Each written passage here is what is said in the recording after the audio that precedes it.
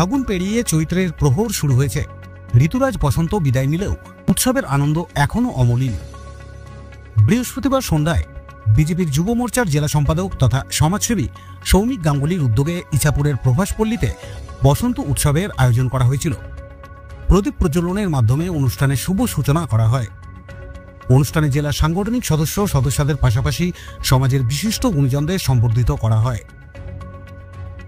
অনুষ্ঠানে বিশেষ অতিথি হিসেবে উপস্থিত হয়েছিলেন বিজেপির ব্যারাকপুর সাংগঠনিক জেলার সভাপতি মনোজ ব্যানার্জি। এছাড়াও উপস্থিত ছিলেন যুব মোর্চার সভাপতি বিমলেশ তিওয়ারি, বিজেপি নেতা তথা সমাজসেবী পিয়াঙ্গু পান্ডে, হিন্দু জাগরণ মঞ্চের জেলা সদস্য রানা চক্রবর্তী, সমাজসেবক ডক্টর মহাবীর ব্যানার্জি সহ প্রমুখ ব্যক্তিরা। এটা রঙের উৎসব।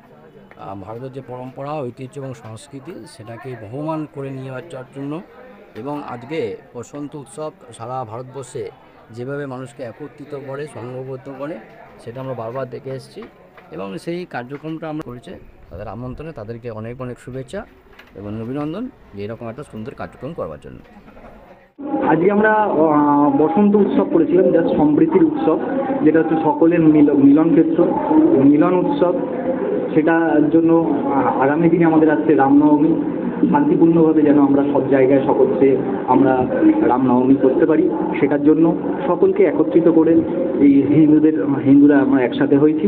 আমরা জাস্ট গেট টুগেদার বলতে পারেন, এটা গেট টুগেদার করে আমরা আজকে এই নিজেদের মধ্যে আলাপচারিতা কীরকমভাবে আগামী দিনেও আমরা কার্যক্রম করব এই সব নিয়ে আলোচনা, আবির খেলা, এই আর একটু মিষ্টি মুক্ত হবেই বাঙালির। ঋতুচক্রে বসন্ত বিদায় নিলেও আবিরের ছোঁয়ায় সম্প্রীতির ও ঐক্যের বার্তাই বহন করে এই দিনের অনুষ্ঠান। ইছাপুর থেকে রাজু রায়চৌধুরীর প্রতিবেদন, ব্যারাকপুর টাইমস।